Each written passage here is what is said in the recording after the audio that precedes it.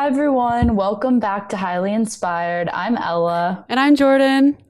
Hey, guys. Sorry it's been a while. We actually have a very special guest on the show today, which is exciting, Jordan. We haven't had a guest episode in, I I guess, a know. while. Yeah. Yes, we pick them very tediously. Yeah, yeah. And a little background on our guest. So we have someone actually live right now from Australia, which is really exciting. I don't think that we've had anyone, um, join us live internationally. Some of you guys might be aware, some of you not, but, every country has kind of dealt with COVID differently. And we've kind of, as America, I feel like have been very focused on how we have dealt with it, especially since there's so many different states and everyone's taking different approaches. And in past episodes, I kind of have shared my experience when I was in Europe when COVID kind of first started, but a lot has kind of changed since then. And it's easy to kind of get wrapped up in US politics and not pay attention to what's going around across the world. And there's been a lot of different protests that have been happening in Europe and in Australia.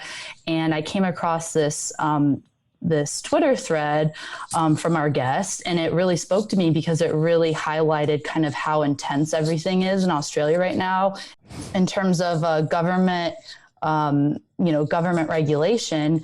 And I reached out to our guest and asked her if she would come on and just kind of share her experience firsthand as an Australian and what the government is like right now. And I was in Australia right before COVID. So, I think Jordan can kind of relate, especially as Americans. Australia is a country where people speak English, and it's kind of a similar shared culture in that sense.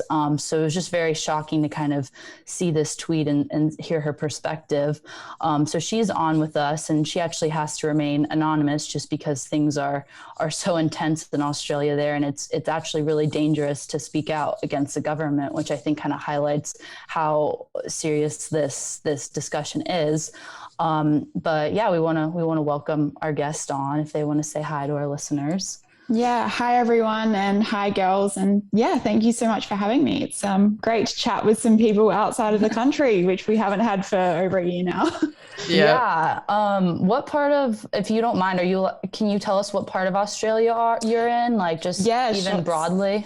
Yep. So I'm in South Australia, and that is probably one of the states that has actually suffered the least comparatively across the country. So yeah, I am by no means sort of in one of those states that's really had a really, really awful time. But yeah, things have been a bit intense across the whole country, and it really is getting worse, I feel, in the last few months. So what do they determine, like which states of the country are more intense in terms of lockdown rules? Does it have to do with positive tests? Is it like based off vaccination status? What's kind of like been the protocol? So Australia is like the US in the sense that we obviously have states that operate independently. The difference between Australia and the US with COVID is that you guys have sort of had a real push and pull with your politics. You've had states doing completely different things.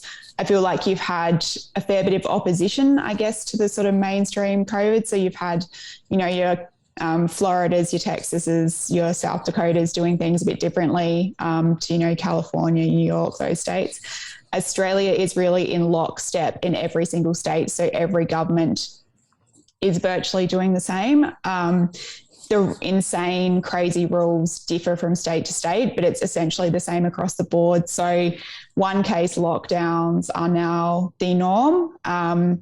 And it was Victoria last year in 2020 who were kept in lockdown for 118 days, I think it was. So they obviously had a horrible time. They've had 5 lockdowns there. New South Wales is currently 4 weeks into a 9-week lockdown, and that will probably be extended again as well. So, yeah, I've had 3 lockdowns where I live.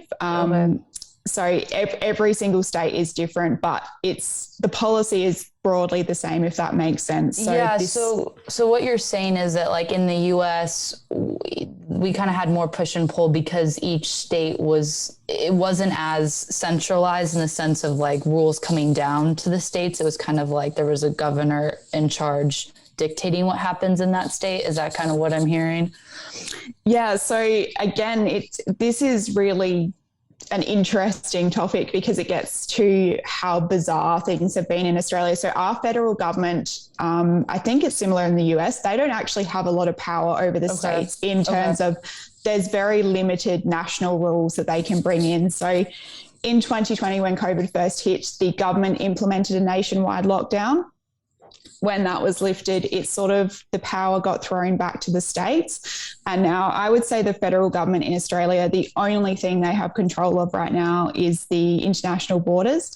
The states are calling all of the shots. So the premiers, what we call it is what you guys would call a governor of your state. So we have premiers. And they really hold all of the power, and they are the ones that are driving the policy in Australia. It just happens that every single state and every premier is this monolith of thought and policy, and it is uniform across the entire country, even though we have different governments operating in every state. Okay. What's interesting, I feel like, about that is that I was listening to another podcast, and they were it was an American, but he was saying, even though like in the US, like, yes, we did, some states like Texas, Arizona, Florida, et cetera, lifted lockdown. It's amazing that everyone still did comply at one point, which is kind of what you're saying, that like, even now it's still kind of like, even though there's all these different states and they actually have a lot of like states' rights, like everyone's still complying. And would you mind for our listeners I feel like the term lockdown has been used very broadly. And like, for example, in the US, like we've experienced a lockdown, but it doesn't feel like it's as intense as what you guys experienced, based off of that thread that you had where you kind of outlined, you can't leave for only 5 reasons. You can't go a certain perimeter of your house. We never even had that, even in like California, where Jordan and I we lived there during lockdown periods. It really wasn't to that level. We could travel back and forth between our home in Arizona and California comfortably. We could still like travel to Northern California. We could still go. We weren't questioned where we went. So could you kind of just walk us through like what the definition of lockdown is in Australia? Sure. So again, getting into the absolute nitty gritty of rules is different in every single state, but broadly it is the same. So a lockdown here is a stay at home order. In all states, that means you are given usually 5 reasons that you are allowed to leave your house, and how crazy that gets depends on the state and depends on the lockdown. So I've been through 3 lockdowns in South Australia, and the rules have been different in every single one. So you can't leave your house. You can go, if you're an essential worker, you can obviously go to work. You can go do your grocery shopping. You could go to a pharmacy. You're allowed to go for a COVID test and a vaccine if you want to go get a vaccine. And you're allowed to leave the house for outdoor exercise. But obviously we had that perimeter here in the lockdown we just came out of here, which was 2.5 kilometres, which I think is about 1.5 miles. So it's basically everything is closed. The only things that are open are your pharmacies, petrol stations, gas stations, sorry for you guys. Okay. Supermarkets. So minimal. What happens if you break one of these rules? What happens? Is it like, do you go to jail? Do you get fined? Is it a slap on the wrist? Is it? Again, it really ranges, and the policing has gotten increasingly aggressive as this has gone on. So during the first national lockdown in 2020, I would have said it was sort of like more a slap on the wrist. Like if you weren't doing what you were meant to do, the cops would just sort of be like, can you, whatever, don't do that, do this. And it has got progressively worse as time has gone on. So for example, in South Australia at the moment, the fine for not wearing a mask is 1,000 Australian dollars. And you can also be arrested and charged with a criminal offence, which actually happened to a woman last week or the week before. She was actually arrested for not wearing a mask at the supermarket. So it is aggressively enforced. So we actually had the local police stations here closed, and they put all of the police resources into COVID compliance. So we had cop cars sort of visibly driving around, looking for people who were doing the wrong thing, checking what people are buying at the supermarket or the hardware store to make sure you're purchasing essential items only.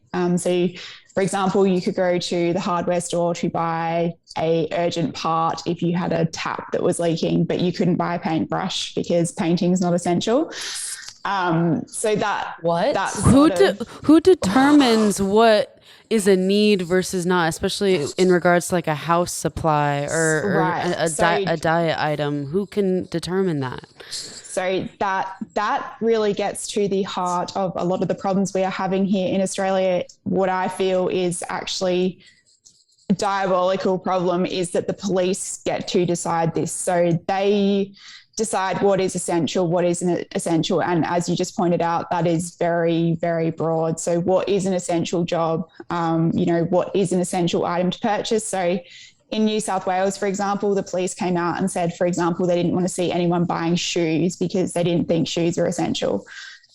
What if you're a nurse? What if you have a kid and they are growing, and every 6 months they need new shoes?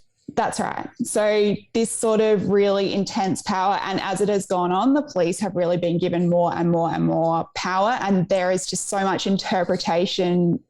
It really depends on the individual cop that you run into as to how they are going to interpret and enforce that law and what it means. So that to me has actually been one of the most disturbing parts of all of this, is that it's just when you have laws that are just so broadly open to interpretation, I think that's when you start to get abuse of power. And it's, I think, a very, very slippery slope. That's really interesting.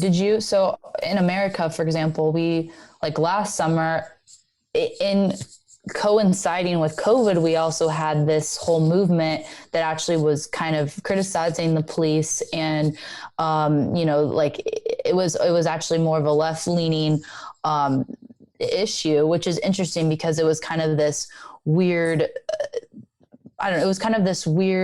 contradiction, because being, politically speaking, being pro-lockdown was seen as left view, but also being defund the police was seen as left view. Yeah. But now, I think that the only way that authoritarian governments can kind of accomplish their goals is actually to partner with the police and, like you said, kind of give them the power to be making these decisions like, is a paintbrush essential? Is it not?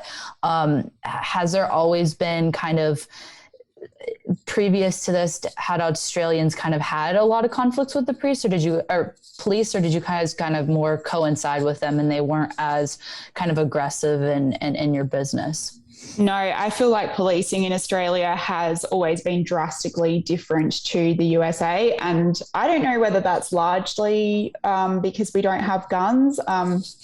I think policing in an environment where anyone can be armed and they have that constant worry probably produces sort of a different result just naturally than the police here obviously know that no one can really pull out a gun. Like, it just doesn't happen. People here, they have a knife or a baseball bat or something. That's the sort of, so no, I feel like policing has always been very peaceful here largely. So we also had those protests, by the way, because people here just copy what America does. And they had these protests and everyone was kind of confused as to what they were protesting about, because that's really funny. Yeah. It's funny you bring that up, because I'm now remembering when I was in Sydney in December of 2019, I actually saw someone get arrested and we didn't know what was going on because it was the most peaceful thing ever. Like, the police didn't have a gun up, literally they didn't even have to use handcuffs. Like, the guy just sat there, and I was like, wait, is this an arrest? What's going on?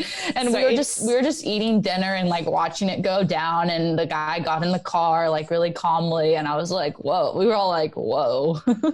Yeah, it's so, I mean, obviously, just like every country, we have violent crime, we have all those things happen, but by and large, I feel like it is a very, very different situation. And yeah, so when people were protesting here sort of about the police, everyone was just a lot of people were sort of a bit confused because they were sort of protesting about an issue that does not really exist here. So yeah, that was quite interesting. So no, I have been very shocked and confronted with the behaviour of the Australian police forces. I have always seen the police, if I see a police officer, if I'm out at night, you feel comforted, like you're happy to see them out and about. Now I see a police officer and I automatically feel nervous it's a really bizarre feeling. I've never had obviously a run in with the law or anything. Like I said, I saw cops as a positive thing. You know, you see them around, their presence is comforting. It's good to know that they're keeping an eye on things. And now I feel, just as a perfectly normal citizen, that vibe has totally changed. And the police have been, I know they're just doing their job, and they have to enforce laws that the government bring in. But I feel that the aggression of the policing as this has gone on, and there's been no pushback from the police whatsoever, being like, this is sort of a ridiculous rule, we're not going to enforce that, which has happened in a few places in the world. I think it's happened in the US. LA counties multiple times has tried to be like, in Orange. So we lived in Orange County, we lived in Orange County, which is actually the most like conservative part of California, I would say. And like when the lockdowns happened round 2, the sheriff's department was like, we're not enforcing this, sorry. And then when LA just tried to keep a mask mandate when the US lifted it, which now we might be having another mask mandate. I don't know. It's confusing.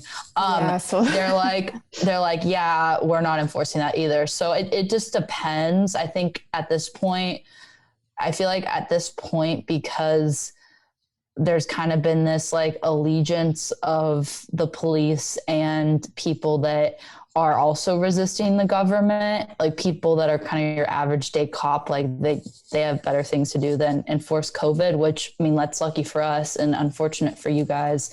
And it might be too because of that gun factor. I think that subconsciously knowing that for better or for worse, Americans do have a lot of guns. And so I think that is kind of an unspoken fear that, you know, any sort of government probably has to not push the limits too much, because, you know, there is actually the chance that something could get violent between an authority figure and a citizen. And I'm not even like, I mean, I've never been like a guns person per se, but I do think that that's kind of been one of the reasons why America has been different, because there's kind of this unspoken situation where like there's just so many guns in America. And even if you were to pass some sort of gun reform, which there already is in a lot of states, like it's really hard. Are you going to track down all those guns? Yeah, probably not.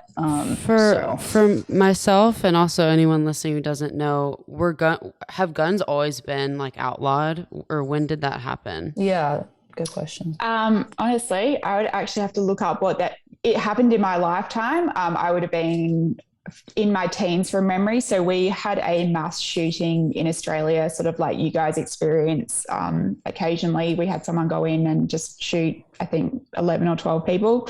And the Prime Minister at the time, it was John Howard, sort of came out and said, that's it, we're taking your guns away. And I guess just a difference between, it's just interesting how even though we share a lot of similarities with the US, the reaction in Australia to that was, okay, fine, we'll hand over all the guns. So it's not like it's in the way distant past or anything. It definitely happened in my lifetime. But guns just are not a thing in Australia. So nobody has a gun. Sort of the only people who would have guns would be your farmers, who might have them obviously for pest control or, you know, whatever they need to use a gun for. So when they passed that legislation, people were willing and actually did like hand their gun in. Okay. Literally handed their gun in. Yep. Yeah. So people at that point, people trusted the government. People trusted that the benefit of not having mass shootings was worth kind of giving up that personal freedom per se, was kind of the absolutely. And like so far it's proven out to be a good thing up until now, because, you know, like we were just saying, normally the police, it's just not as intense interactions and they're not as kind of aggressive and scary up until now, which is interesting.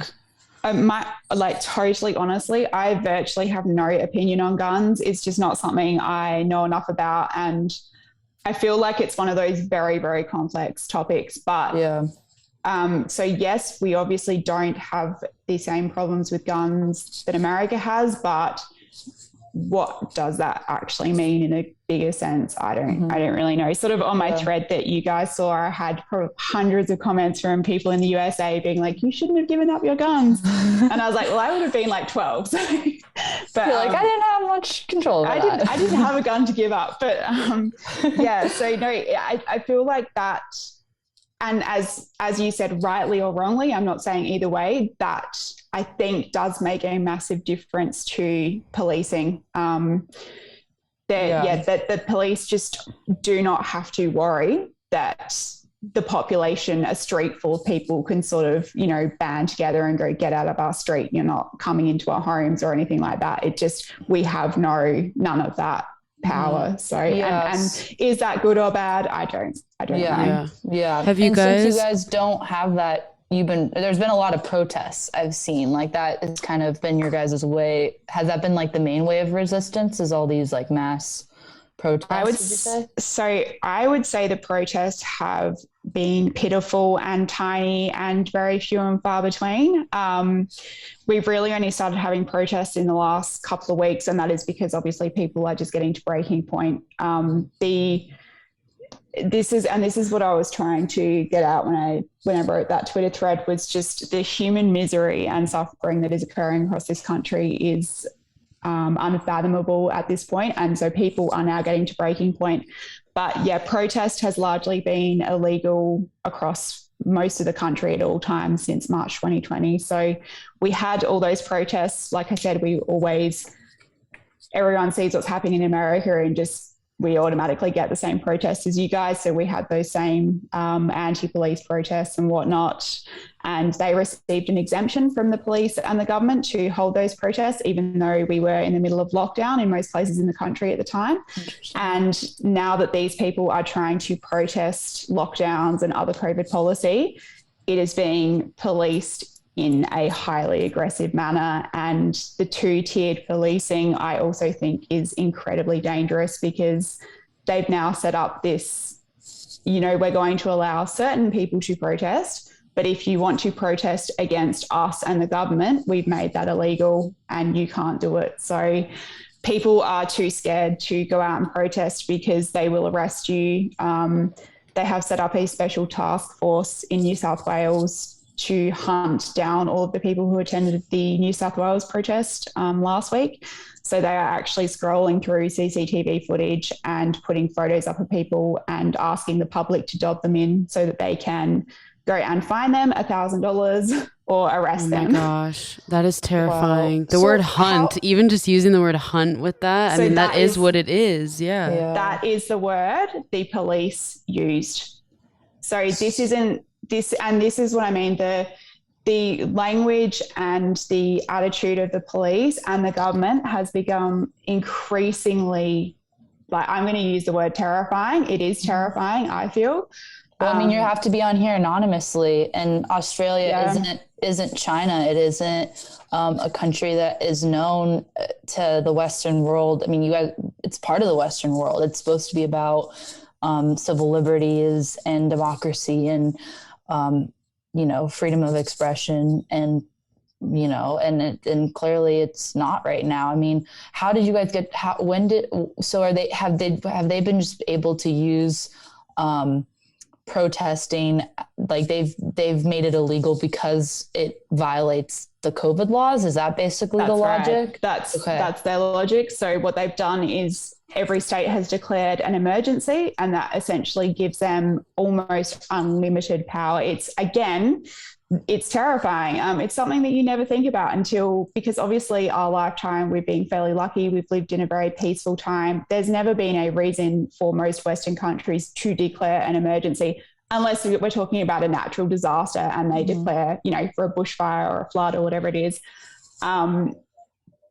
We just had no concept before this happened to us what powers the government were actually able to access, how easy it was, and how sweeping they were. So they virtually unlimited power. So we have been living, and I keep getting a lot of pushback from Australians and Americans in particular. I've been referring to Australia as a police state. That is how we are currently operating. I don't know how else to describe it. So we have laws are now made outside of Parliament. In South Australia, we are not even governed by our Premier, who's our version of a governor in the US. We are actually governed by the Police Commissioner. So he has been handed control of the state. He can make laws, and then the police come in to enforce those laws. If that's not the definition of a police state, I don't know what is. When you have a government and 3 or 4 people who can make whatever law they want, and they'll bring these laws in at 9 o'clock at night and say from 9 o'clock tonight, you can be fined, arrested for whatever it is. And then, the police will just enforce that aggressively. So it is quite scary. And like I said, the rules are getting more and more draconian and insane as this goes on. Wow. Would you say, you said that some Australians disagree with you, which I agree with you. That sounds like the definition of a police state to me. And that's kind of what, from the limited media coverage it's gotten, that's what it's sounded like to me. You said some Australians disagreed with you. Would you say that most Australians are fed up and don't buy this anymore, that the government that they aren't doing this in the interest of public health, that it's actually in the interest of control and being more powerful? Or would you say that some people still are fine giving in and don't see an issue with this, at least? The overwhelming majority of the Australian public support this. And if anything, they are constantly pushing for the government to go harder and harder. And that is part of the reason why it is getting worse and worse, is because the politicians, like, theoretically, we still do live in a democracy, so they still have to face election at some point. They are reacting to the public mood, and the public mood is, if people break the rules, we want them arrested, we want them jailed, we want them fined. If we get one case, immediately Facebook will be flooded with thousands of comments saying we need to lock down immediately. So if anything, it really has been, I would say has been very, very difficult for me to even come across someone who is worried about what is happening. Do you think that majority might actually be somewhat skewed? Because if you guys have been, I will say this, like being locked down and just being on the internet versus like interacting with people face to face, you get kind of more of a sense of what, like for example, if you guys online, like, all right, so you can't even speak out against the government because you could get in trouble, and you can't leave a certain mile radius of your home. It's kind of hard to even get a sense, right, of like who actually is in support of this? Or do you feel pretty confident that it's like the majority of Australians and it's not just like a facade, that it's the majority? So I agree with you, and I think it's twofold. So I think it is accurate that the majority are saying this. So they will say, I support it. If someone sort of says, another lockdown, they're like, oh, well, it's saving lives.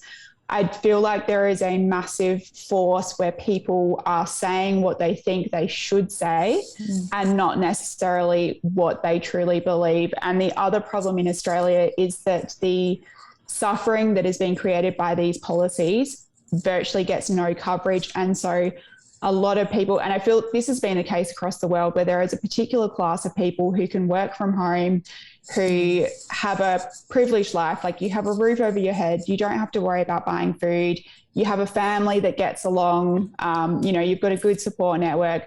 Those people are so far removed from the reality of life under these policies for a lot of the public. And like you said, when you're locked in your home, you're locked in your state, you're locked in your country, you don't get out to speak to the range of people you would normally speak to. You don't hear about the middle-aged guy who's in the process of losing his business and his house. You don't hear from the woman who's locked at home with her abusive husband, the kids who are a year behind in their schooling now and, they're depressed.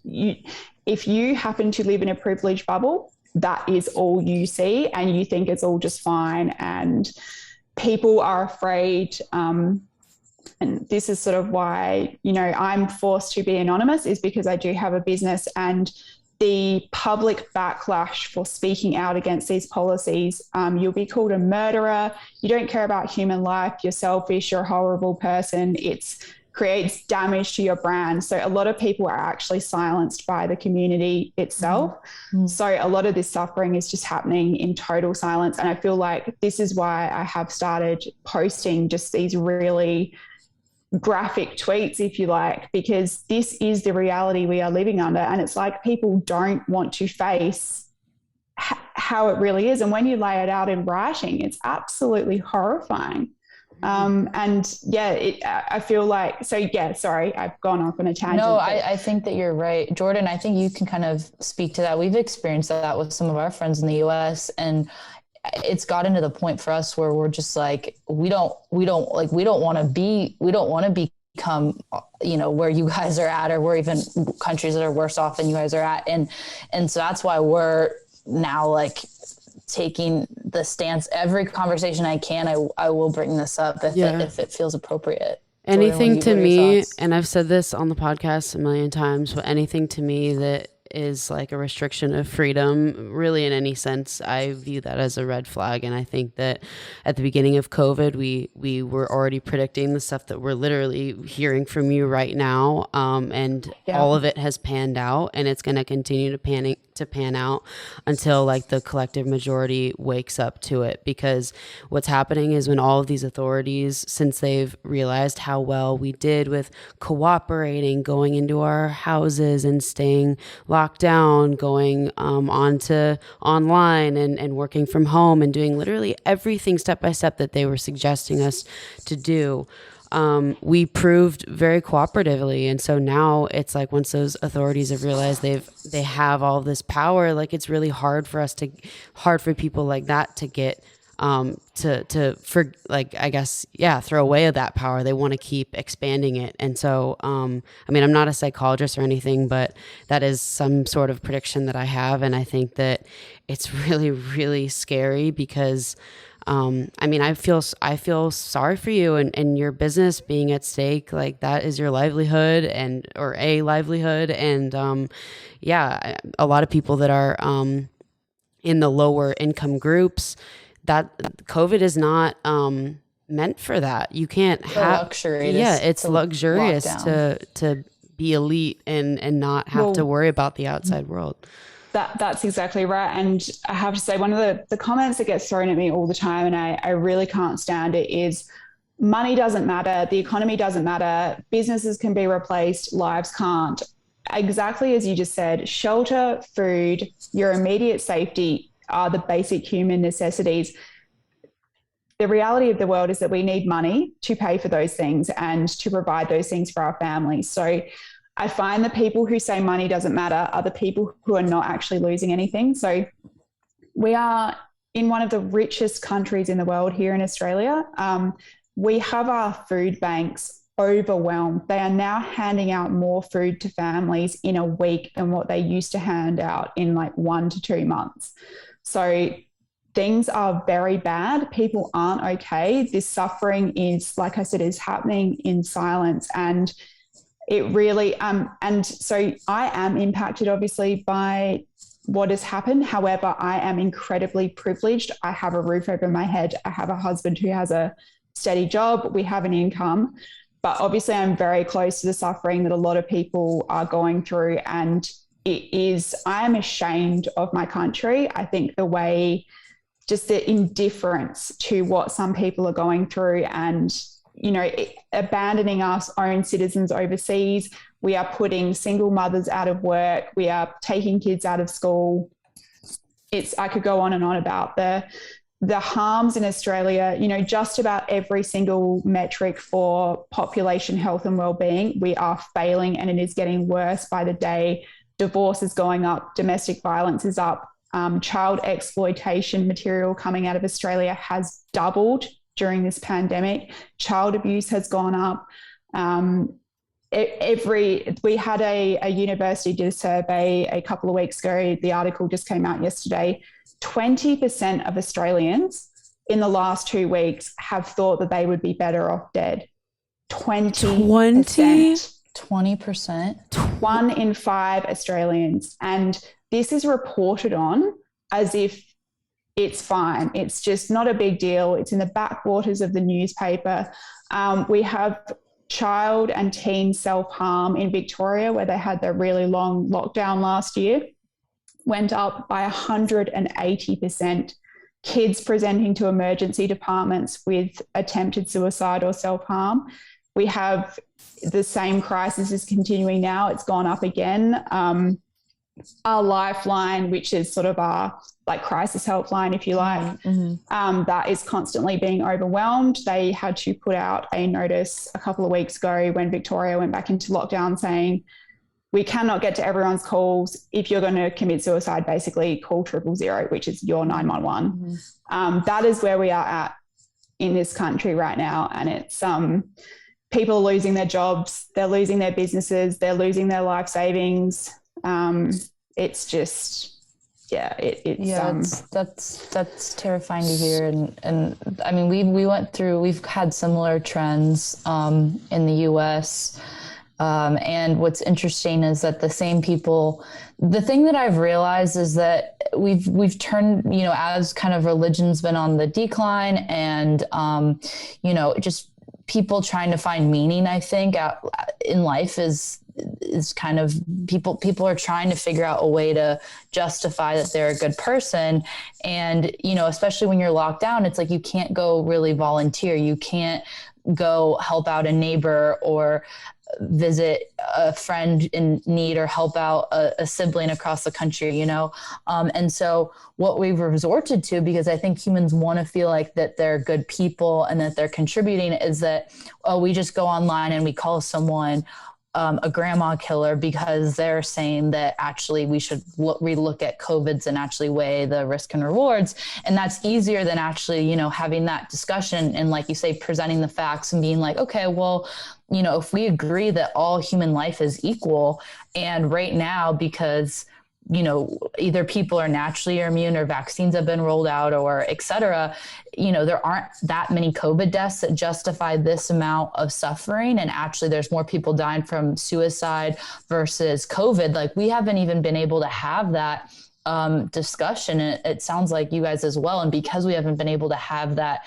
kind of critical discussion of making sure that all lives are viewed as equal, and you had to do that risk and a reward analysis. I think that was the issue with COVID from the get-go. If we really were about saving lives, we would have funneled our resources, even taxpayer money, to elderly people to make sure that they could stay home and get, food and whatever until there was a vaccine or something that made them feel comfortable to come out, and keep everyone else, functioning in society. Because they just grouped they just grouped us all together. And especially in the American healthcare system. I mean, Jordan, you can speak to this, but America, we really are a healthcare system that funnels money to big pharma, and we're about surgeries and pills, and we aren't about personalized medicine. And that's exactly what we did with COVID. And it's really detrimental. And my one of my questions, so you mentioned that most people that you'd bump into that's in Australia right now, if you were to ask them like what their thoughts are on the lockdown, that they wouldn't really raise any red flags to it. Is that what you said? They would basically parrot the government talking points back to you. So they would say, if you sort of indicate that lockdowns might be causing some pain for a lot of people, it's sort of like, oh yeah, no, they're terrible. But we have to save lives. Like, unfortunately, it's just the way it is. The government should pay people more to stay home. They just parrot this.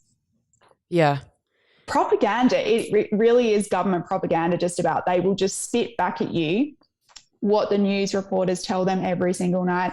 And the news reporters are just repeating exactly what the government says. I think it is the same across the world, but the Australian government, I don't think they've even done a cost-benefit analysis. They refuse to even release, an arbitrary one.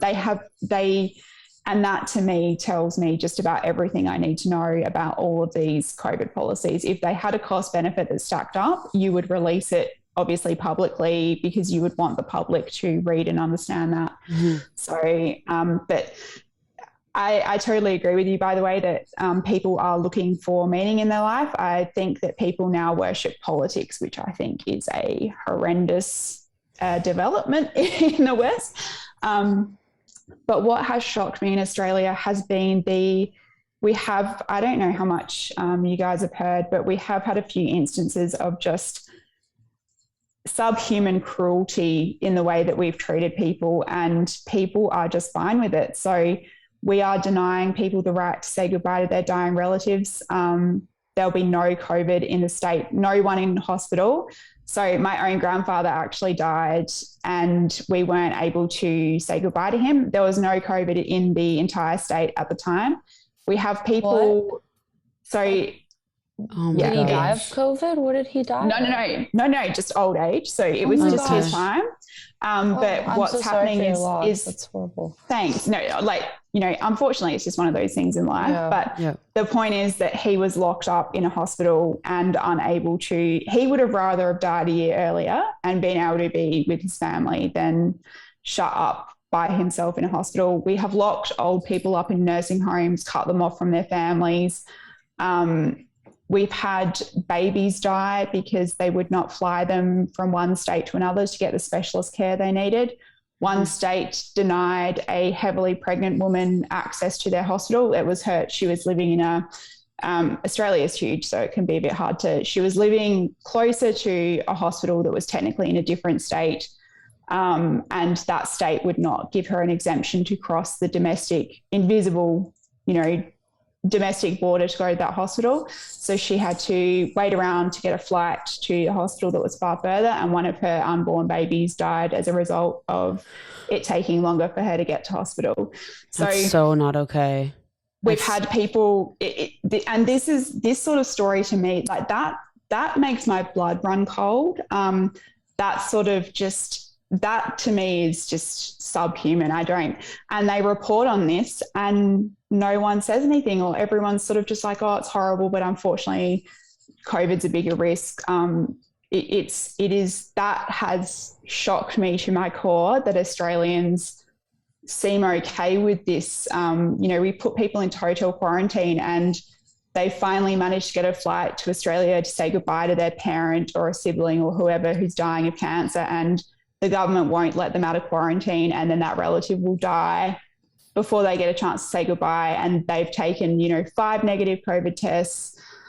They're fully vaccinated, and we are still doing this to people. And for every story that hits the media, there's probably 100 others that didn't hit the media. Yeah. So what do you think Australia's end goal is? Is everyone vaccinated? Is that what the end goal is? They want everyone vaccinated, or is it even go further than that? Because clearly this isn't, if pregnant people are dying, if people are dying alone, this isn't about humanity or saving lives. It's dehumanization. Zero COVID has become a trap for Australian politicians, so they fell into this by accident. The public, there was one survey that was done and a lot of people have said it wasn't accurate, but it probably just gives sort of a semi-reflection of what Australians think.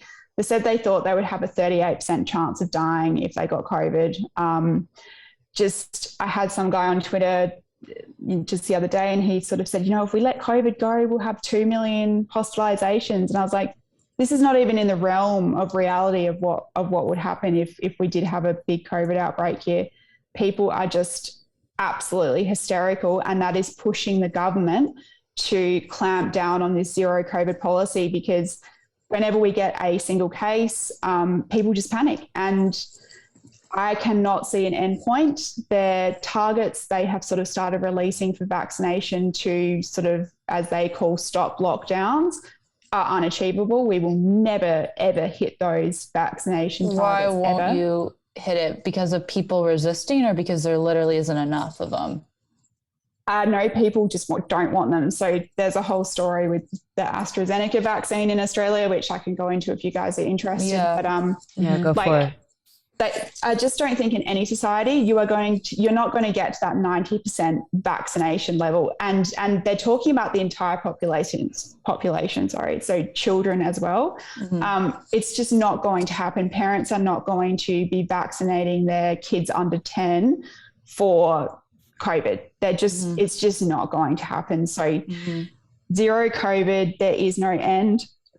Our Prime Minister has come out yesterday and said that he sees lockdowns continuing into 2022, and they will just keep locking down over and over and over again. So the people who are sort of regurgitating back what they've been told, what I don't understand is this is the third lockdown. The first one, okay, when was the second one? Was that like summer of last year or... So the three we went through obviously when COVID first hit, then the second one was in November, and then obviously the one we've just come out of. But there's been 17 lockdowns in Australia. Okay. So across the board. So obviously each state is independent. But you guys pretty much have not reopened like the US has at any point. And you have not lifted any mask mandate. So masks have been a very, very odd tale in Australia. So right up until November last year, where I live, we were still being told that masks didn't really do anything. Now, all of a sudden, just last week, they've decided to mandate masks everywhere, just like the US had. So mask rules have been really one thing that has varied massively across Australia. So I had not even had to put on a mask at any stage at all during this pandemic until last week. Okay. So, but in Victoria, they've been widely mandated. New South Wales, now you have to wear a mask as soon as you step foot outside your house, like literally everywhere. That's just been one thing that has varied massively across the country. Yeah, I would say now that the tide is turning. I think that from my perspective, the goal, once I figured this out about 2 months in, I was like, okay, the goal is for everyone to be vaccinated. That seemed to be the goal in my perspective from the government's point of view. And I think that I don't think the US is in a mass state of hysteria in terms of the general population. I think the general population's over COVID and isn't scared of it as a disease. But we did hit that point, but I think that it wasn't authentic now that I look back at it. I think that fear was very manufactured. And I think that, if people had been presented the real numbers and had actually an understanding of like, okay, how does this actually affect me at this age category with these health issues and whatnot. And now things are coming out like some of the types of PCR tests can't tell the difference between COVID and the flu. So it's like, okay, some of the numbers could have been inflated at the beginning.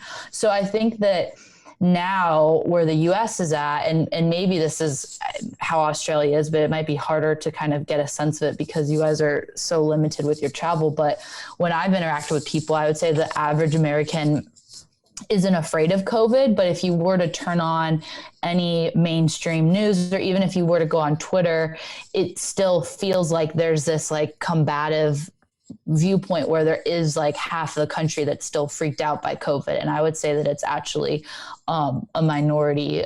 Jordan, you can agree or disagree. And I would say that because of that, it's been harder for the government to force the vaccine, and now they're getting to the point where they're starting to get aggressive to force it because Americans aren't complying. You had Mayor de Blasio, we had Joe Biden say that he's going to come door to door. We had his press secretary say that. We had I think it was de Blasio says that it's over voluntary option anymore. He was talking on the whole panel. Yeah. Andrew Cuomo was like, well, we're going to put you in a car and round you up. It's just like the wordage is very, very disturbing and perhaps they'd had a conference call with the Australian politicians or something, and they were like, we can really get some ideas from you guys on how to run a country into the ground. I think that we're headed towards all these other countries. And I think that was the plan from day one. I think that if they would have liked America to be at the point as some of these other Western countries are. And unfortunately for them, we haven't gotten there yet. But I think that after this summer, it's going to get intense real soon. At least that's my feeling. I agree too. Absolutely. I think the government policy response drove the fear. So I feel like when lockdown, sort of that word came to Australia in March 2020, and the government, like sort of everyone could see where the government was going, they started bringing in restrictions, and then it was like, we're just going to end up going into this Chinese style lockdown.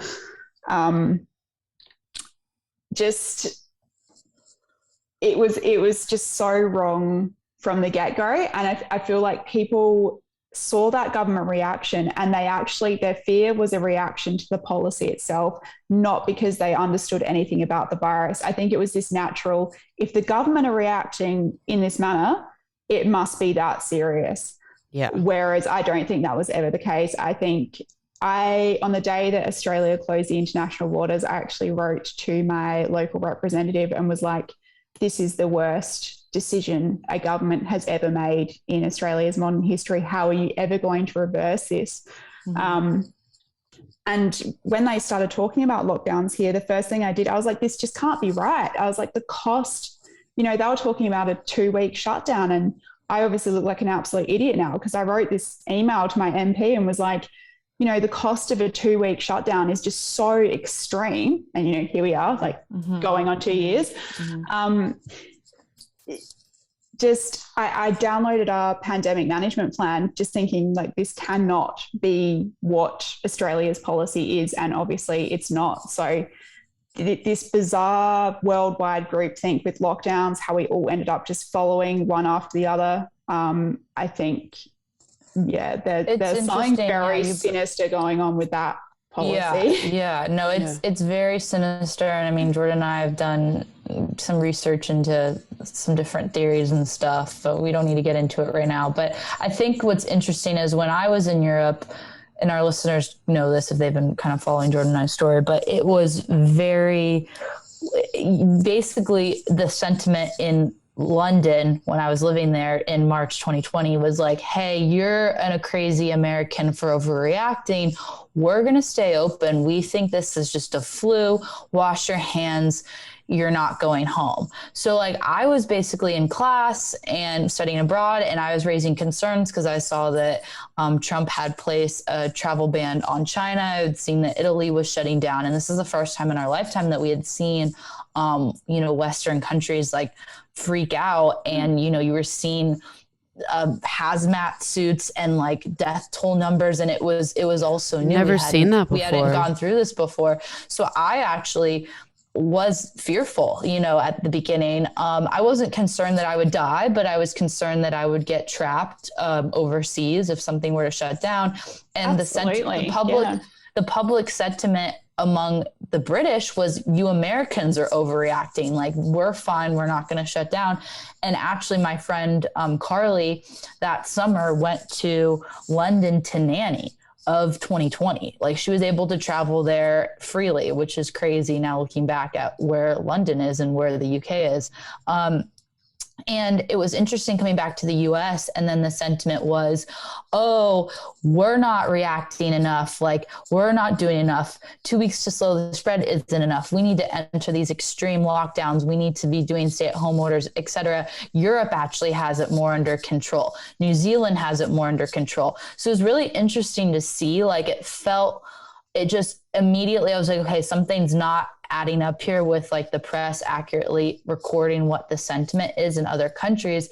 And if I hadn't had that experience, I would not have known that actually like the sentiment in Europe wasn't that people were more prepared or necessarily like more freaked out than Americans were. I think that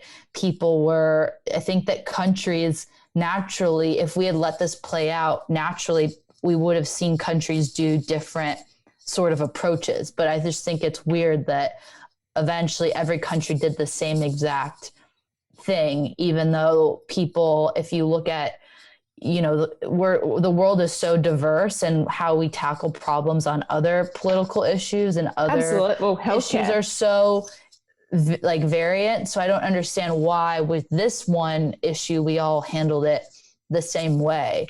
It just is, it's kind of confusing to me. Fishy. It's fishy. Yeah. That's what it is.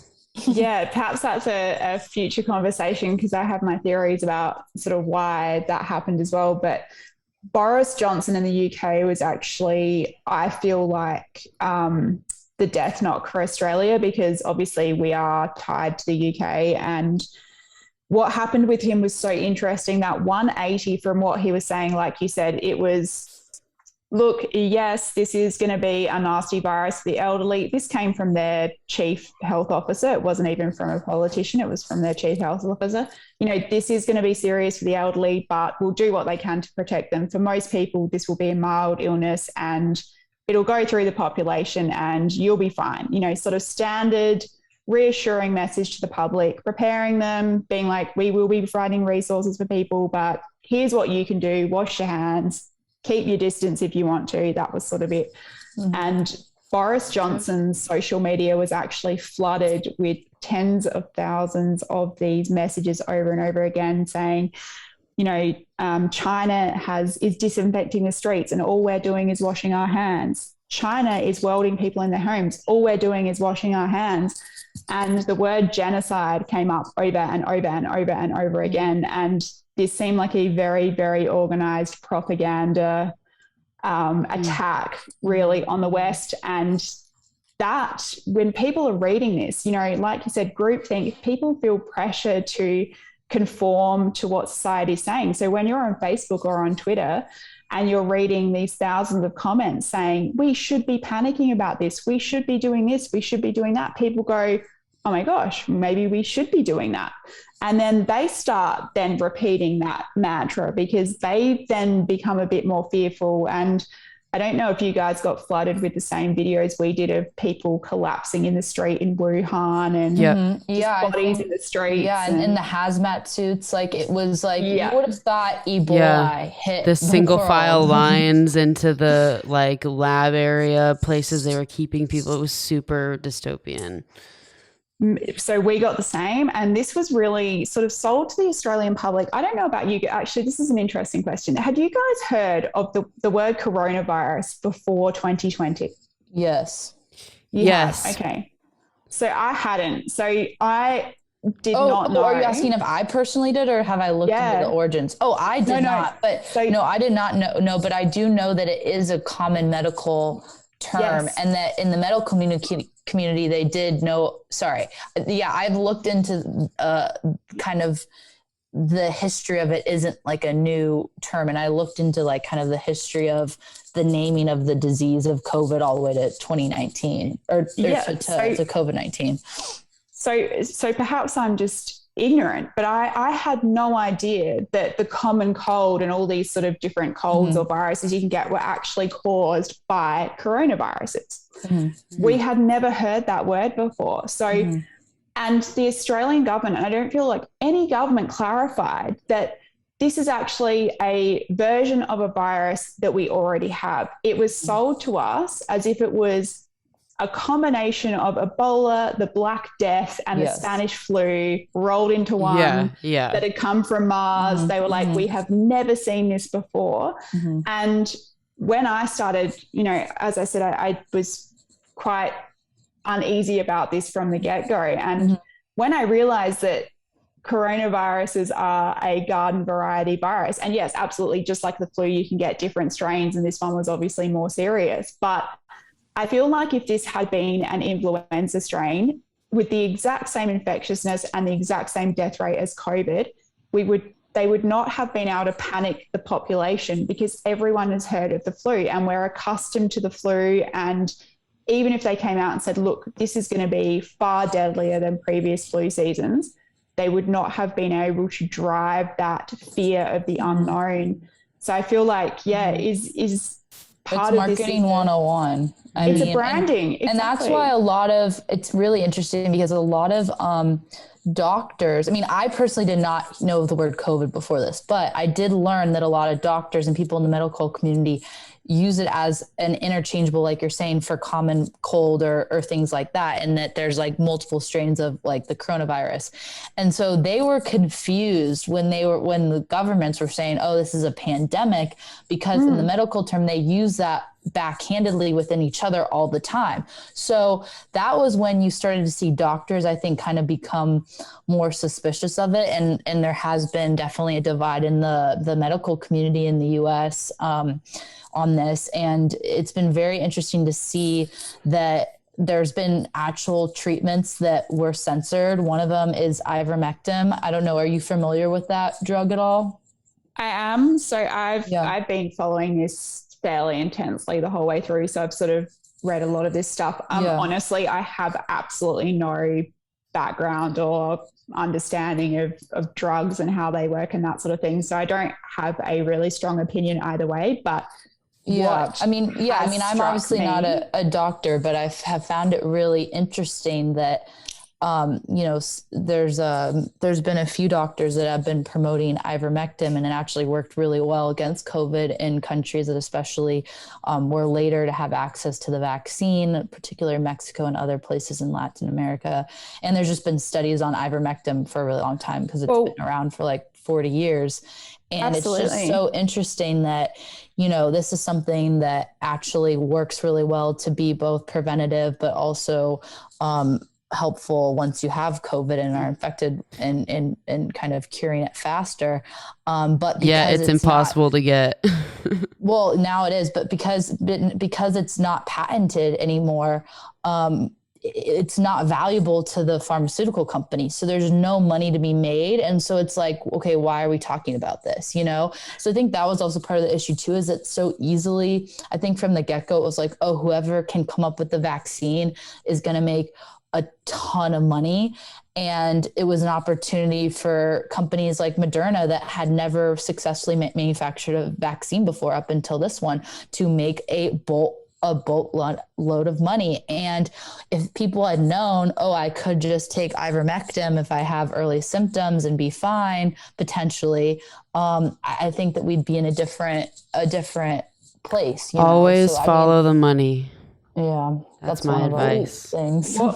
What was striking to me, even before the ivermectin and whatever other drugs have been sort of thrown up there as being able to be repurposed for use with COVID, is that a massive chunk of Australia's pandemic management plan that was obviously written pre-2020 was about research and study into repurposing drugs, the existing drugs, because obviously there was an acknowledgement that a vaccine is going to take X amount of time, if one even becomes available, and then we have to roll it out. So there was a really big focus in this plan of putting a lot of resources into studying and repurposing existing drugs that we know are safe, that may be used in treatment. We have essentially skipped over that entirely in Australia. So I think there have been a few small grants given to researchers who are trying to look at either existing drugs or new drugs that could be used to treat COVID. We have not followed our own protocol in any way, shape or form for policy across the board. But that really struck me as terrible, because we could have easily been in a situation where a vaccine was never found for COVID, or, it could have been like the flu vaccines where you're in that 40 to 50% effective range, in which case it would have obviously still been possibly useful for vulnerable people, but by no means it would have prevented a lot of the deaths, or, we still would have had fairly serious problems. So that has been very interesting, just the lack of government resources that have gone into, the Australian government now just spend money like they literally are just printing it. So you would think that they would not think too much of giving a few $100 million to people who think they could do useful study into repurposing existing drugs that can then be rolled out cheaply and immediately. So really bizarre, really, really bizarre. So I heard this from someone. I don't know I don't know if it's accurate or not, but so we were just talking about like the name of the coronavirus, and how I first came across it was genuinely, even before the pandemic, like seeing it on a Lysol can, like seeing, oh, what it kills, like what types of bacteria it kills. And so I had come across the word before, didn't know that SARS and SARS-1, 2, those basically were other like aliases for the same thing. But right when like COVID became like, I guess, global news, there was never like, it was never really called coronavirus. It was always called COVID right from the get-go. And someone mentioned to me that it's like an acronym, and it can be an acronym for certification of vaccination ID or identification. And that has just like, I've had that in my head for so long, and I probably should do more research on it. But ever since they told that to me, I was like, wait a minute, that's weirdly specific. And the word COVID as like an acronym, since all of the letters are like typically capitalized, like that could fit the bill for that, like, I guess, descriptor. So I don't know if you've come across that. Have you seen that? But it just is, it's interesting to me. Yeah, it is interesting. Look, no, that's not something that I have come across. The thing that has struck me is looking back over previous research done by a lot of these really sort of prominent characters like Anthony Fauci, Neil Ferguson in the UK, is that the policies that have been implemented have been studied in the past, and they failed when they have been used in the past. Like, obviously not to anywhere near the extent we saw in 2020, but these sort of restrictions and other NPI policies actually were used across the West during the Spanish flu, and they failed exactly as they have played out across COVID, where if there was a benefit, it's almost impossible to detect, and certainly not enough of a benefit to be issuing mandates. So that was very interesting to me. That I haven't heard that. Yeah, so I'll send you guys some stuff. It's just it was a lot of these same names that have come up again and again and again, particularly from the UK and the USA, who have sort of been, you know, what's the word? Like, not the ringleaders, but sort of these very prominent figures sort of driving a lot of this. Taking the up front the runner, in the room. Yeah. So yeah, it's just weird, the whole Fauci thing. I mean, it's crazy. He's the highest paid government worker in the entire federal government. You know, it's crazy. There's that saying where they're like, one man can't change the world. Well, I think he has, and it has not been a good thing. He's, I feel, done the most damage to this world that a public servant could ever possibly do. Anthony Fauci, I think he's been a very net force for bad through this pandemic. It's crazy what that doctor title can do to you in terms of people looking towards you for guidance and advice and authority. It's crazy because when's the last time you've seen a patient? You know, like, it's crazy that what's interesting about the whole believe the science movement is it goes back to what I was saying, where, you know, it's become so easy to quote unquote be a good person. It's become so easy now to be quote unquote an expert or follow the experts. And science is, if you really are a believer in science, which I am, science is all about questions and conflict and going through the scientific method in order to figure out the best possible solution, and knowing that science can change based off of new variables. But with COVID, we've treated it like an absolute, like a religion this entire time. And it's been very actually anti-scientific. And it's been weird to like put Fauci on a pedestal as like the only doctor in this time that we can turn to. And I mean, even with something as simple as when I got braces in middle school, I went to 3 orthodontists, and they all had different things to say about what to do with my teeth and their different approaches. And that's something very small and pretty manageable. So something as uncharted as a pandemic, you would think that the more experts in the room, the better the solution would be, and the more adaptable we would be as new information comes in. But it's actually been the opposite. It's been very few experts in the room. It's been very few. It's been disencouragement of being adaptable, adjusting to the science, and it's been very absolute, which is really disturbing to me. There was someone that just came on the most recent White House press briefing, and it's really confusing because right now the CDC just went back and said that even if you're fully vaccinated, you have to be masked inside. Yes. And Biden said, he gave this huge announcement, no more masks if you're vaccinated, as an incentive to vaccinate people. So there was a story today where someone asked in the press briefing, a reporter asks, like, okay, well, where do we stand on masks? And the woman just says, well, we follow the science and we're going to keep following the science. It's like, okay. What does that mean? Well, talk about scientific method, because you just brought that up, Ella. I completely agree with everything you just said. Well, a big key component of the scientific method is at the very end, you analyze your results and you gauge whatever next steps off of those results. So since when have we foregone results nowadays, i.e. with the lockdowns? Okay, what were our results from the first lockdown? Did that help anything? Did that improve our status of people's health with COVID, the amount of cases, etc.?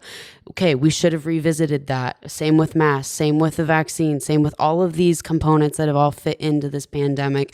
We're not looking at results. We're just inferring, oh, we've got it covered, and then not revisiting the conclusions on the decisions that we're making. So yeah, I'll keep that as is. I'll keep it simple, but yeah, that's just a big question I have for people.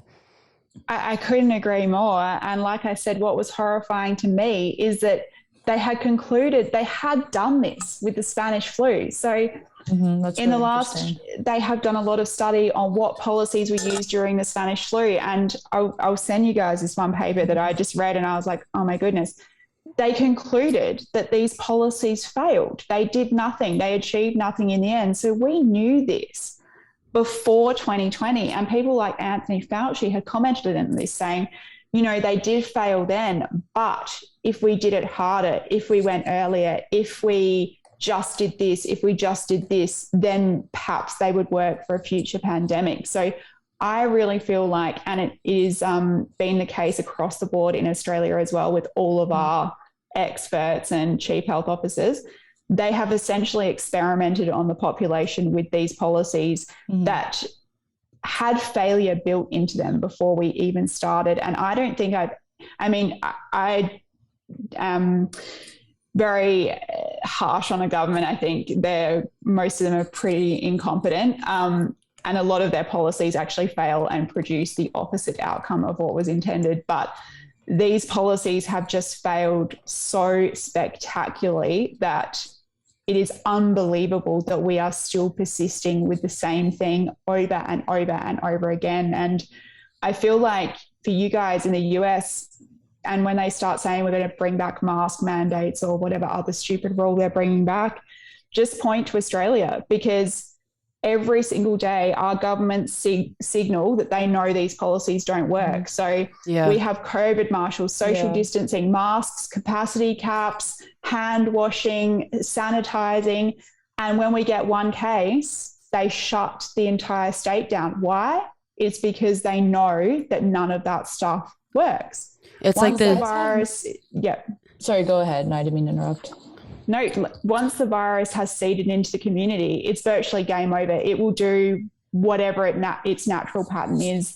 I really don't think anything we have done has had much impact of anything. And I think the few things that we could have done that may have helped reduce the deaths, we haven't done. So like you said, just very simple things, giving everyone government-backed sick leave perhaps for the year, and saying, if you get symptoms, we'd like you to stay home and we'll cover your wage for the 2 weeks for you to stay home, to try and sort of reduce that spread of people being infectious in the community. We didn't give older people the resources to say, look, if you want to stay home and that's your choice, we'll put these resources available for you to access so that you can isolate if that is your choice.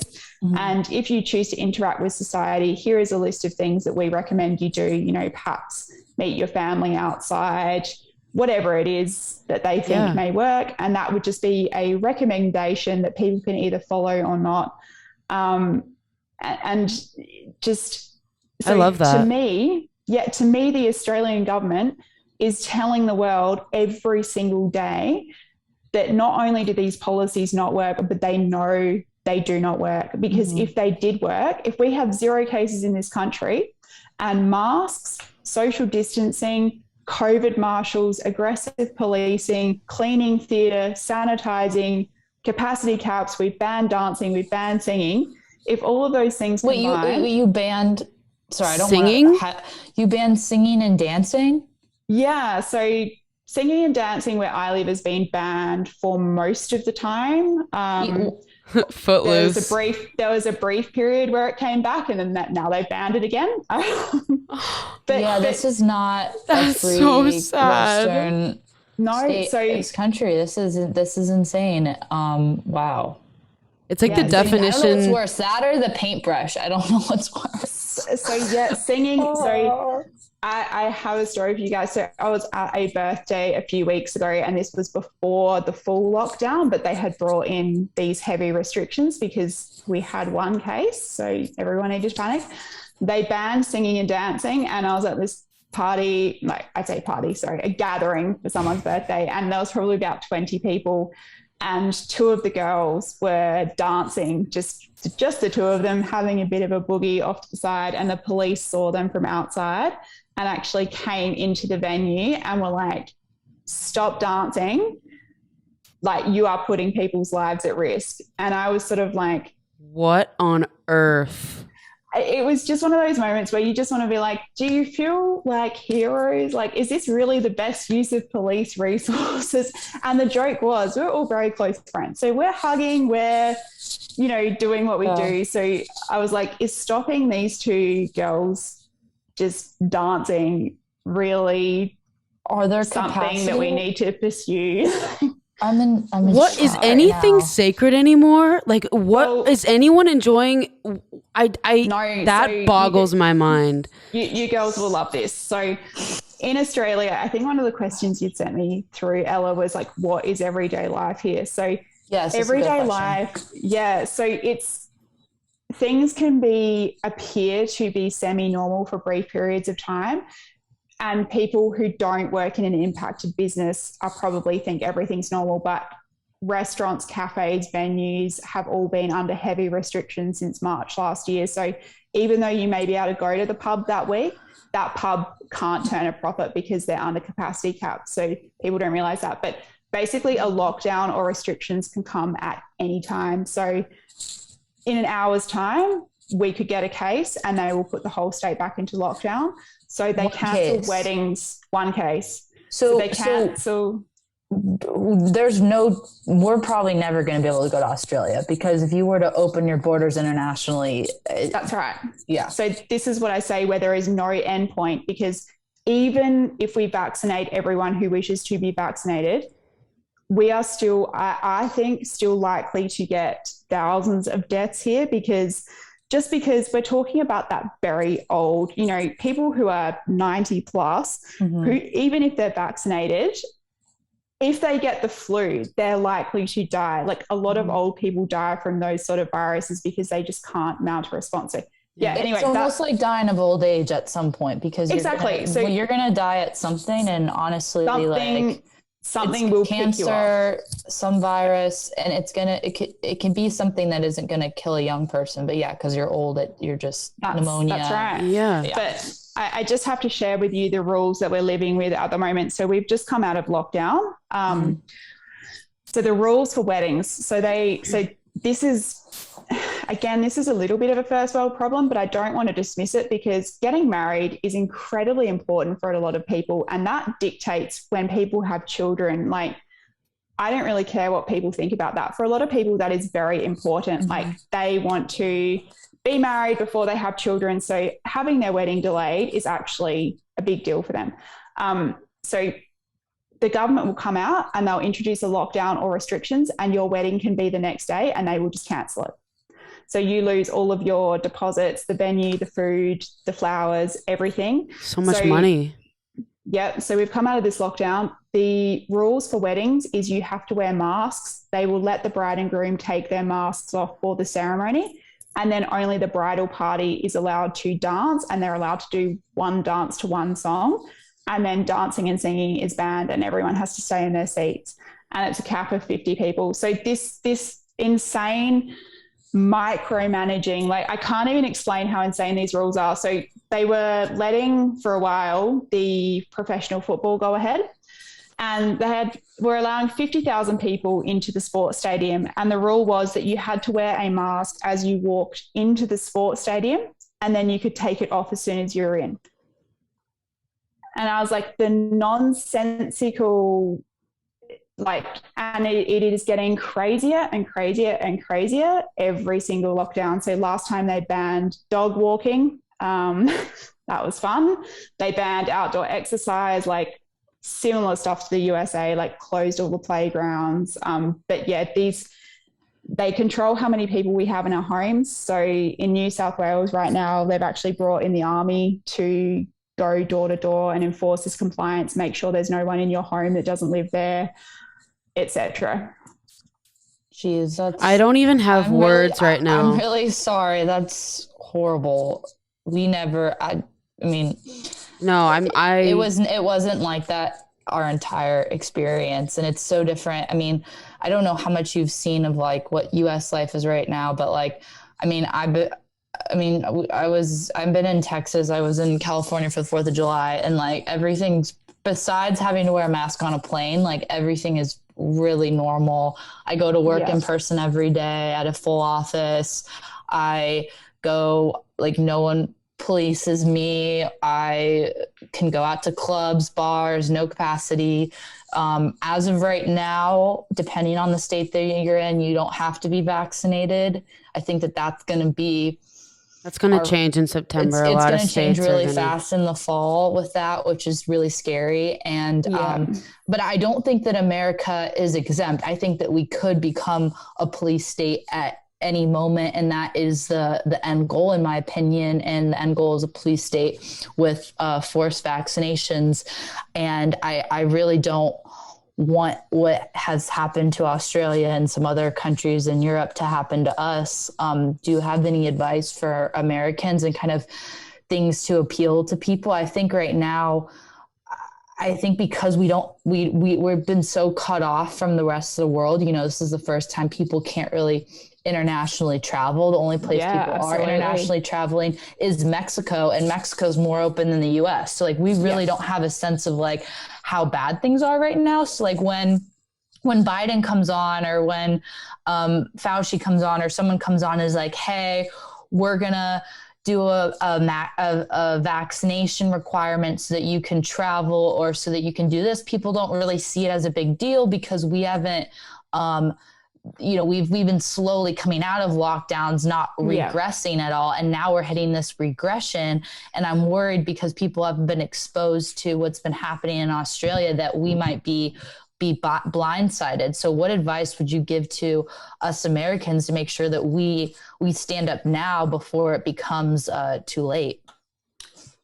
2 pieces of advice. One would be to shout down this unachievable zero COVID. Obviously, I don't know how much that's been pushed in the US, but it seems to be that that's where they think they can get, where we'll vaccinate everyone, we'll force everyone to do this, and then we'll have no COVID deaths, and it'll be this massive political victory, or whatever it is they're aiming for. So if that's been pushed hard in the UK and Ireland and those countries. So I'm not quite sure whether that has been I don't think featured. It's been pushed here, because we're not an island, where I think you guys are. Like, the first time I heard that was in New Zealand, and I was like, oh, well, that's easy for you guys. You guys can close your borders and make sure no one leaves. And not that that's a good thing, because I don't think that's a good thing, but I think that because the US isn't an island and we're so big, like that's not really... that isn't seem to, they like, I think they tried to say that early on, but no one's really pushing that narrative. I would say the biggest thing right now is like, everyone's vaccinated or we're locking down again. I would say that's kind of the point. But even then, I don't think that's a good thing either, because, So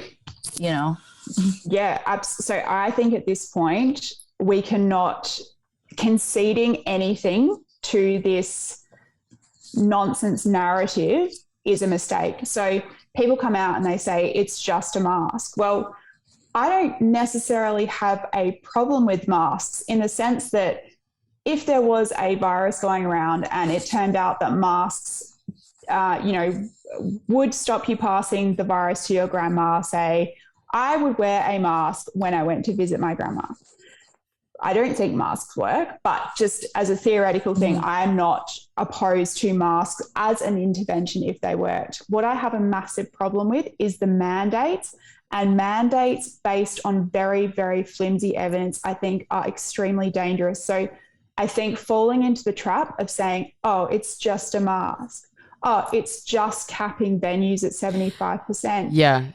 It's just staying home for a week. I think even conceding, and I get a lot of pushback on this and I really don't care, it's just a mask, you're so selfish. And I'm like, well, we are handing the government so much power to allow them to make mandates based on virtually no concrete solid evidence. And I just think that as a concept is very dangerous. So I think you need to push back against all of it. I don't think, you can say, sure, recommend masks. That's fine. Like I said, you can put advice to people and say, look, if you're of this age profile, we recommend you wear a mask, catch up with your friends outside, and avoid mass events with young people. That's what we recommend. And it's up to you whether you take that advice.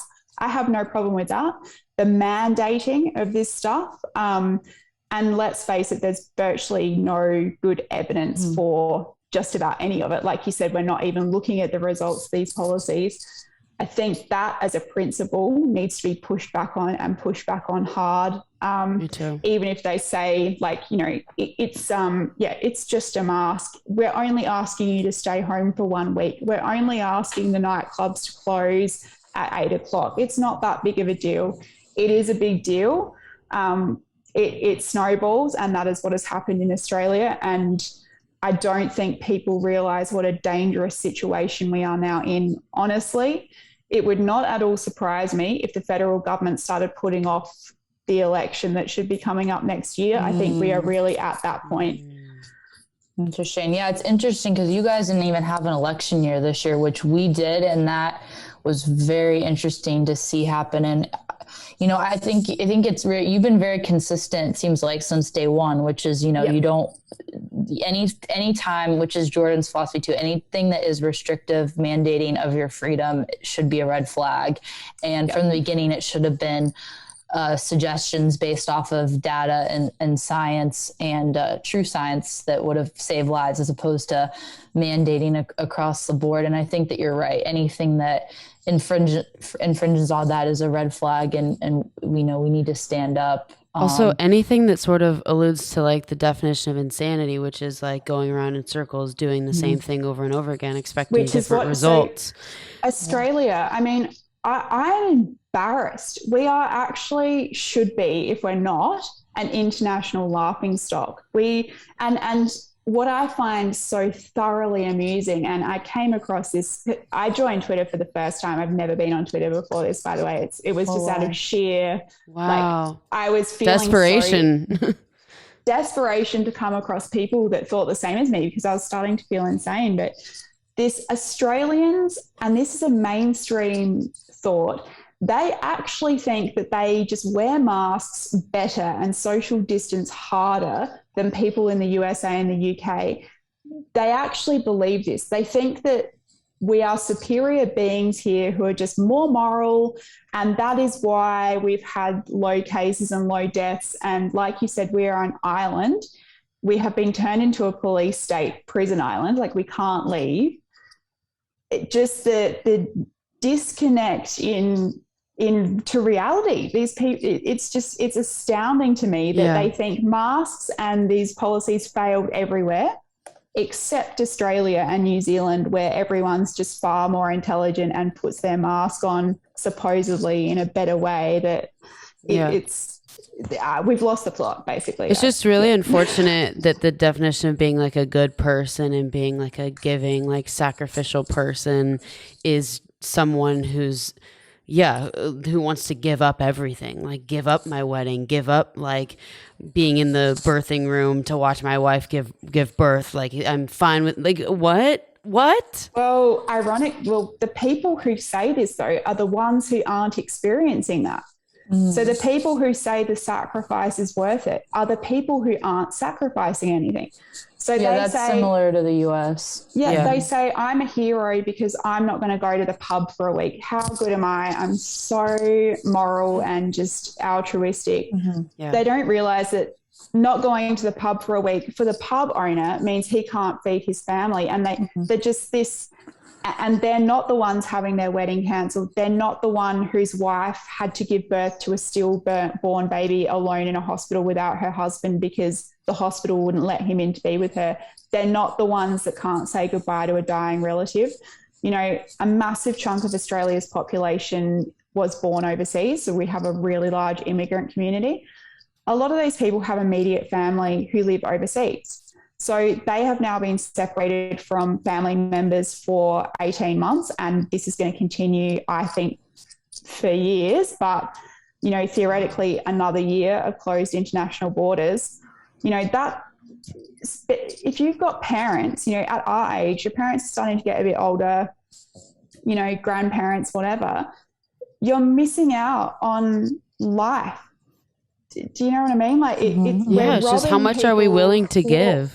It's hard to go from a state before COVID where we were it was such a global world, you know, like it wasn't, you know, my boyfriend grew up overseas. He's American, but he literally grew up in 3 countries overseas. And that, you know, there was that kind of culture, you know, you can go travel the world and experience things. And we've lost that.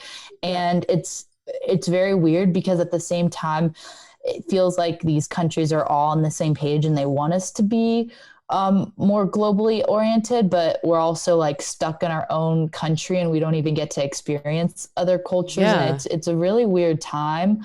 And it's just very confusing and depressing. And I would say, my advice honestly is that I think that I relate to like the elite situation because not only did we had politicians like Nancy Pelosi, Newsom, which he's actually getting recalled in California right now. Rules for thee, not for me. Yeah, like rules for thee, he is not possibly for thee. one of the worst leaders in the Western world. I agree. Along with Jacinta Ardern. Yeah, he actually has a really good chance of losing this recall election because I hope he does. Yeah, because it would be such a lesson. It's just a smackdown of this double standard sort of leadership, and I think it would be a good wake up call. I hope so, but my advice too is that what we've seen in the election is that COVID. And Jordan and I are from Arizona, a state where they're actually doing an audit right now of the election. They're coming across a lot of fraud. And my concern was because of COVID, everything, you know, whether it was intentional or not, that's another discussion. But the fact that we, you know, a month or 2 before the election rolled out mass online, or not online, but mail-in ballots, that we had never processed that type of voting. We used to have to go, we changed the protocol of the entire voting system. Certain laws changed of how late you could count ballots till. We had in Arizona, in a lot of different states, used to have to go to your specific polling location so they could track the ballots more carefully. And they didn't do that. They used, it's coming out that they used Sharpies in our state that actually bled through the ballots and made it hard for them to go through the reading machine. So what was scary was while we were going through COVID, we didn't really like hold, it took us a while to hold these politicians accountable. And even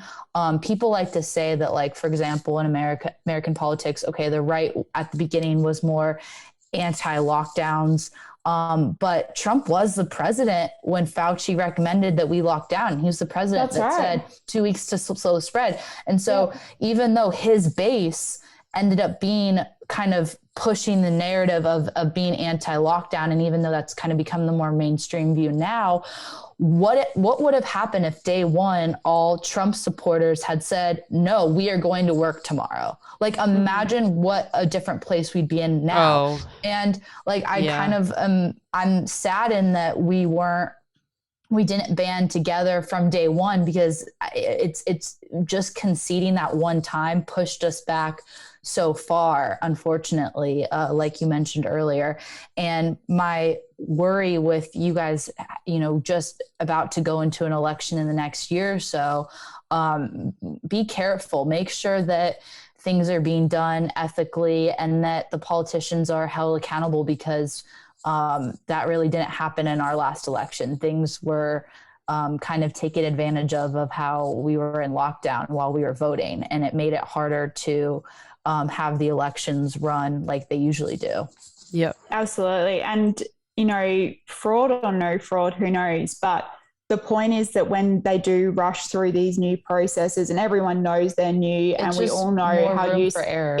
It's room for error, but it just automatically makes people uneasy, and that undermines confidence in your democracy. And that is such a bad thing. You really need to have confidence that your elections are being held fairly, transparently, and that people can trust the results, because I'm sort of one of those people that whoever wins, and I will accept that result. And, you can accept that when you lose, your party loses an election that you obviously wanted to win. But when you have confidence that that is genuinely just the way the majority voted, most people are just like accepting of that. Yeah. It is what it is.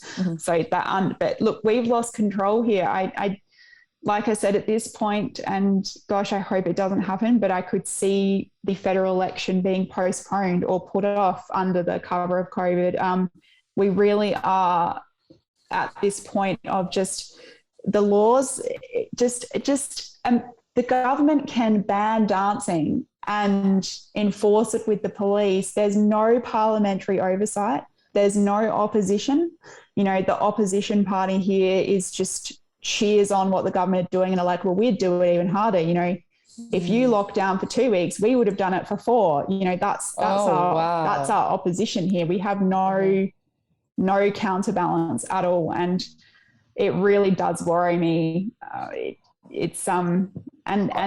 I get a lot of like, you're overreacting. I'm sort of like, look, everything I said since March 2020, unfortunately, has played out how I feared it would, with the border closures and zero COVID and all of the other madness. I was sort of like, there's no political exit point from this trap that we have created here in Australia and New Zealand as well. So it's, to have the Prime Minister say that we're going to be dealing with lockdowns into 2022 and theoretically by that point, everyone in Australia would have had an opportunity to get a vaccine. If that is not enough to end this madness, what will be? There will never be, anything we can achieve beyond that. So it's, very scary. Well, contrary to the people who tell you, why do you care so much? I will tell you that, I really respect everything that you said today, and I respect that you care. I respect a lot of people who care when they maybe don't have to care as much. Like, I think it's actually a really admirable human quality to have, just caring about things that maybe aren't exactly happening to you as severely as they're happening to someone else, but you're able to like look into the future and see, oh, what will this transpire into? Like the actions that we make happen today, what will the ramifications of those be? And I think that those are like the questions that you ask when you like care about this stuff, and like Ella and I do. And that's why we want to continue doing this podcast, because we can talk to people like you who are on a completely other side of the world, and we're able to like talk about this stuff that is happening to all these different countries, especially America, Australia, like we're talking about today. So it's amazing. That's why we want to continue it. Look, that was just a little thing I wanted to throw in. And look, I straight back at both of you. This has been the best conversation I've had since this pandemic started. Like I said, no one sort of thinks the way I do, like aside from a few very close friends. So it's been very isolating you really do start to feel like, am I insane?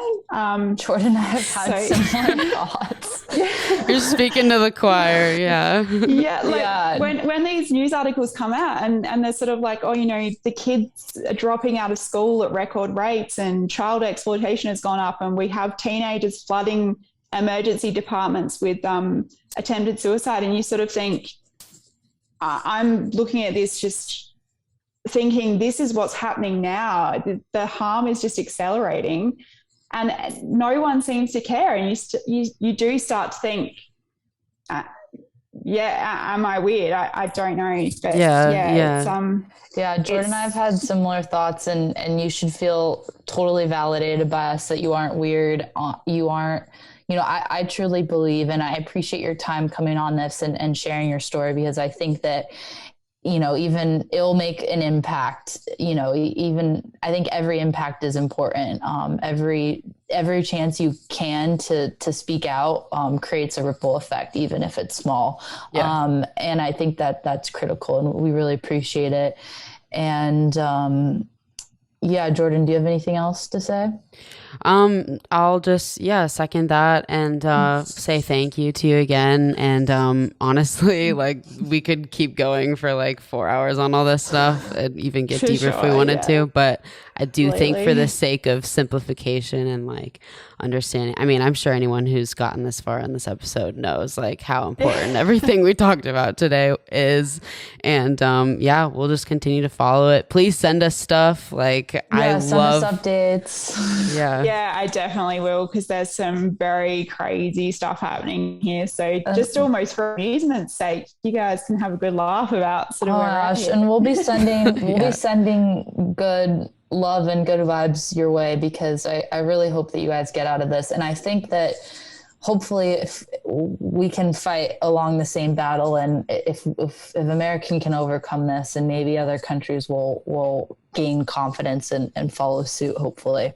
Yep. Fingers crossed. Yeah, absolutely. No, it's been absolute pleasure to talk to you both, and thank you so much for the invite. And it's I think from what's been happening here, it actually makes a massive difference just to come across people that are willing to listen and sort of think the same way. So I really, really do appreciate it.